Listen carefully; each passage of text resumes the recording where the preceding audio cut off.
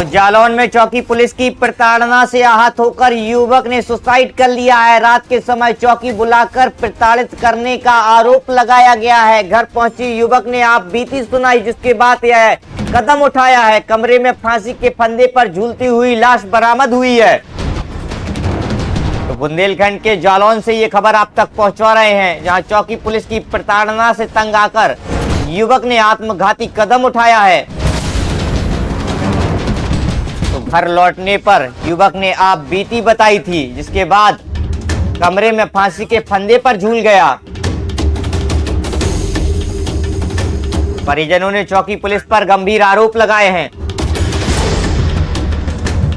सहयोगी Nitin phone call पर live जुड़ रहे हैं। नितिन, क्या पूरा मामला है? चौकी पुलिस पर गंभीर आरोप लगे हैं।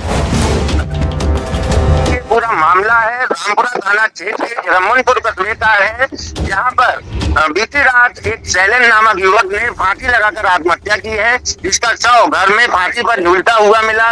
मृतक के जो परिजन हैं, उन्होंने जगम्मनपुर चौकी पुलिस पर गंभीर आरोप लगाए हैं। मृतक के परिजनों का साफ तौर पर आरोप है कि कल एक विवाद हुआ था, जिसके चलते उसको चौकी बुलाया गया था। जो शैलेंद्र है, उसको चौकी बुलाया गया था, जहाँ पर उसके साथ जमकर गाली गलौज की गई थी। चौकी पुलिस ने उसके साथ जमकर गाली गलौज की है, ऐसा मृतक के परिजनों का आरोप है। जिसके बाद वह घर आया था और इतना आहत था कि काफी परेशान था और पूरी आप बीती घर वालों को भी बताई थी। इसके साथ ही जो मृतक के बड़े भाई हैं, उनका आरोप है कि पुलिस ने यहाँ तक ये भी कहा था कि कल उसको देख लिया जाएगा, मतलब जिसको लेकर वो काफी मानसिक तनाव से जूझ रहा था, जिस कारण उसने आत्महत्या की है, ऐसा कि मृतक के परिजनों का आरोप है। नितिन, पुलिस की ओर से क्या कुछ निकलकर सामने आया है? पुलिस के अधिकारी क्या कुछ कह रहे हैं पूरे मामले पर? मामले के बाद जैसे ही ये घटना हुई और जैसे कि मामला प्रकाश में आया, इसको लेकर एसपी डॉक्टर दुर्गेश कुमार हैं, उन्होंने एक जांच कमेटी का गठन किया है और वो पूरे मामले की जांच करेगी कि किन परिस्थितियों में, किन कारणों के बीच यह घटना हुई, कैसे आत्महत्या की गई है, पूरे प्रकरण की जांच की जाएगी। बिल्कुल नितिन, बहुत बहुत शुक्रिया आपका तमाम जानकारी साझा करने के लिए। तो ये तस्वीरें आप बुंदेलखंड के जालौन से देख सकते हैं, जहां चौकी पुलिस पर गंभीर आरोप लगाए गए हैं।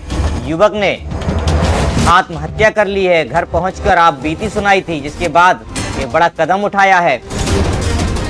क्या कुछ परिजन आरोप लगा रहे हैं, यह भी आपको सुनवा देते हैं। चौकी इंचार्ज माँ बहन की गाड़ी दे रहे थे, तो हमने कही तुम शांत रहो लला, हम अबे जिंदा हैं। चौकी इंचार्ज को इतनी कैसे हिम्मत हो गई हमारे भैया की माँ बहन की गाड़ी देखे, हमारे भैया की जान चली गई, वाने बर्दाश्त नहीं कर पाई। बोलो कि सुबह हमने कही हम अजीज भाई साहब को फोन लगाए थे, तुम नीकर रोटी खाओ सो जाओ जाएगे, तो इनने इतने भाई टोचर कर दे चौकी इंचार्ज ने। जो हमारे चंदेल है अजय अरविंद गद्दार है, रोज चौकी पे खुरसे। चौकी इंचार्ज इतना यहाँ का गद्दार होता है कि वो जो है हमेशा पब्लिक की सही को गलत करता है, वो गलत को सही करता है। तो हमने भाई समझाए, हमकी चौकी इंचार्ज कोई बे नहीं होएगा, हम अजीत को बताएं, विधायक हैं और भी नेता हैं गांव के, हमारे दीपू प्रधान को पता है सारी बात, और जो भी हमकी राम लखन प्रधान से हमारी ये सारी चल रही। कभी राम लखन प्रधान आते तब से कितने प्रधान बदल गए।